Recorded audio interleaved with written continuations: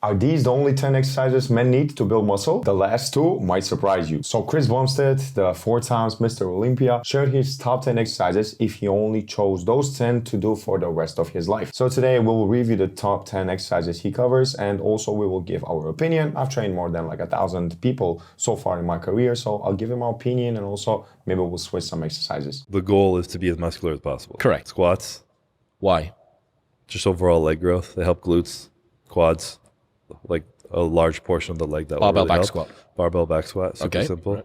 If it's my whole life, I might actually do Smith machine squats. Well, he starts with the back squats. That's his first exercise on the list. He said it will help develop the glutes, quads. It is certainly true. One of the best exercises ever, the squats. He then switched it to Smith machine squats. Basically, what it does is provides the stability in the movement. So that is the machine that you stay stationary and just go up and down with the motion. Maybe we can switch this exercise with rear foot elevated split squats or Bulgarian split squats, because honestly, in my opinion, it's the best exercise for leg growth. Plus, you work unilaterally. So if you have a weaker side, you can compensate when you have a barbell on your back and you squat. So rear foot elevated split squats, a great exercise that will provide the same growth like for the quadriceps and for the glutes, even better for the glutes because it's single leg. So maybe we can switch this exercise with rear foot elevated split squats. But yeah, squats are one of the best exercises, especially also physiologically, a lot of benefits. So great first exercise. Let's keep on going. Shit for that. Deadlifts, just to get something that'll target my hamstrings. And so I don't have to take out another 10 of something too hamstring focused and glute and back focused. So the second exercise he mentioned is deadlifts. Basically what he said is he wants to have something that will be more hamstring oriented, because the squats were more for the anterior part of the body and the glutes also, of course. So deadlifts, obviously a great exercise. The deadlift like overall will be a more complex exercise. I think it's very good and useful. I use it a lot with my programming too. It can have, of course, some impact on the body, especially if you do it with a bad form, but you can choose any variation you like for your body, for your anthropometrics and things like that, because someone does not have the body or the bone structure for a conventional deadlift. You can do a sumo deadlift. Don't care about that nonsense going online that is not good or something like that, or they're cheating. No, definitely not. We use a trap bar deadlift a lot too. Add deadlift to your list at least once or twice in 2 weeks, for example. Pull-ups, so I can hit my back and biceps in one. Overhand, underhand? Neutral.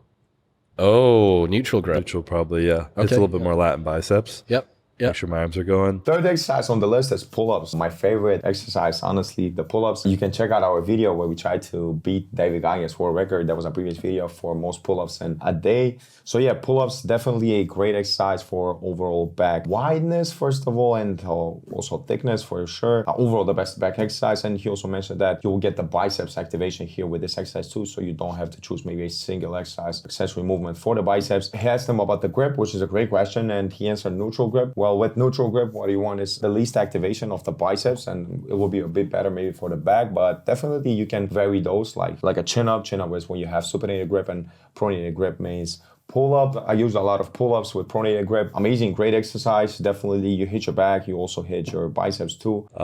Incline dumbbell press. I find incline's a little bit better on your shoulders, so if you're doing it's the only exercise you can do, you won't fuck up your shoulders as much.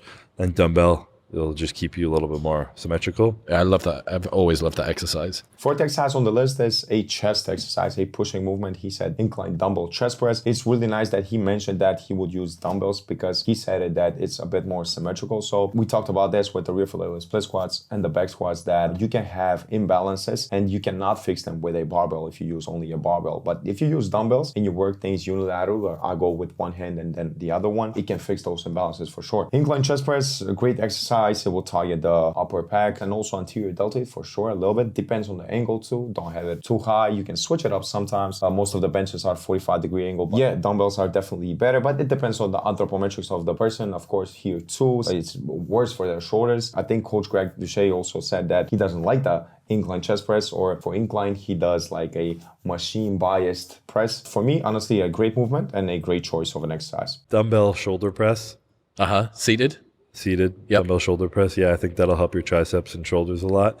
So the fifth exercise is dumbbell shoulder press, seated dumbbell shoulder press. There's been some home studies, let's say it like that, with EMG machines where they saw the activation that it has on the dumbbell shoulder press. And it's a great exercise for the anterior delt, but also it has activation of the lateral delt. And also, like he said, yeah, the triceps will be involved for sure. So a great exercise to build shoulders, also with dumbbells, which is respectively very good and better, in my opinion. Again, like I said, nothing to add. Let's get it going. Maybe a close grip flat bench.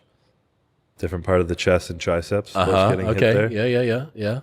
So the next exercise is a close grip flat bench press. Yeah, a great move, definitely, but I mean, I don't know if it should be like a close grip, or some people really don't like that position and it's weird for them. They can't really push with that angle. So yeah, it can definitely hit the triceps a bit more if you wear more close grip. Depends on the chest activation. It doesn't matter. It's really depending on the person's arms, on the length and things like that. So, but adding a pushing movement, a flat barbell bench press is definitely a good exercise to add. Would I add this? Yeah, of course.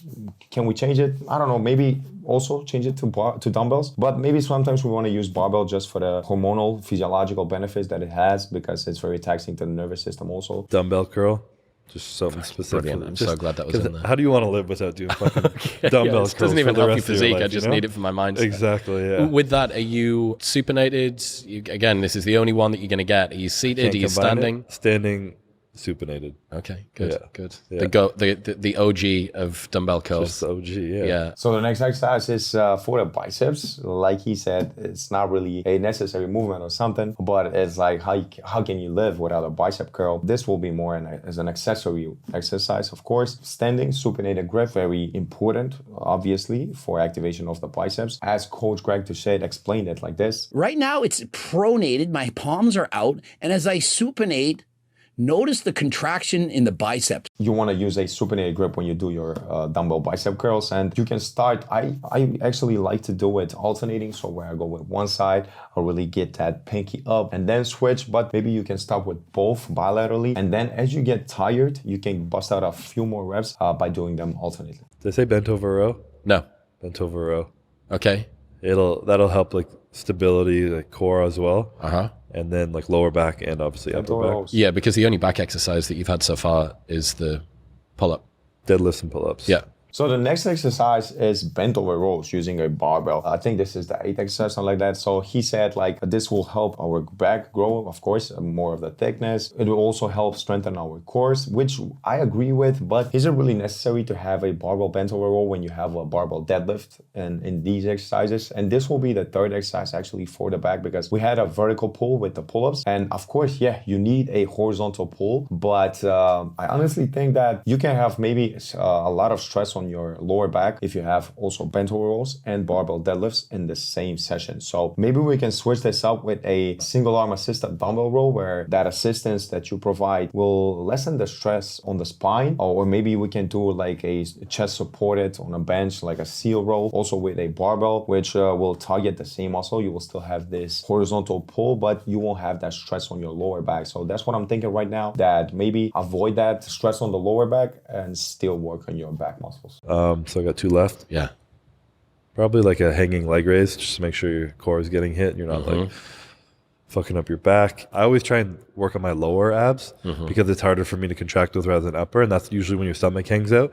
And on bodybuilding stage, you don't want your like gut hanging out essentially. And also like hanging from a bar is really good for your shoulders and spine. So you're kind of hitting 2 birds with 1 stone. So the 9th exercise is actually a core exercise. It's a hanging leg raises that he said. This is a great exercise for the core, but I see a lot of people mistaking doing a wrong form of this exercise, because to actually target the abdominals and really get them working in this exercise, tuck the pelvis in and really flex the abs. Most of the people, for example, when they do knee raises, they only bring their knees, and it's more of a hip flexor exercise and not an abdominal exercise. So really, as you go to the motion, you want to tuck the pelvis in, get the knees as close as you can, for example, to your chest, let's say it like that. From there, you will really feel your abdominals working. Now, the question is, do we really want a core exercise in our 10 exercises that we can only choose to do for the rest of our lives? Because we have barbell deadlifts and we have all these other compound and complex exercises that whether if you like it or not, the core will work, because it does have to stabilize, like he said, with the bent over rows, for example. If you do that one, the core will stabilize throughout the motion. So if you work on those exercises and also you have your nutrition in a proper place, you will definitely have visible abs, and you don't have to do an accessory for the abs. But if we had to choose one, maybe this is a good exercise if you do it correctly. This is a tough one. I think I'm trying to like focus on either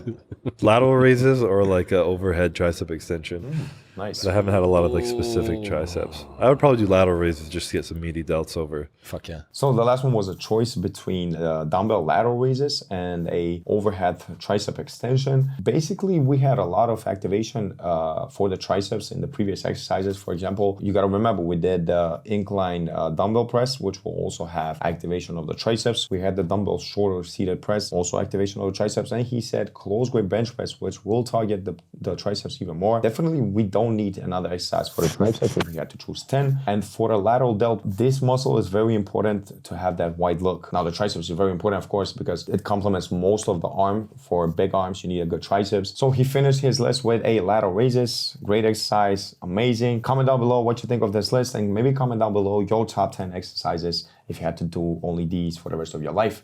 Like, share, subscribe. See you.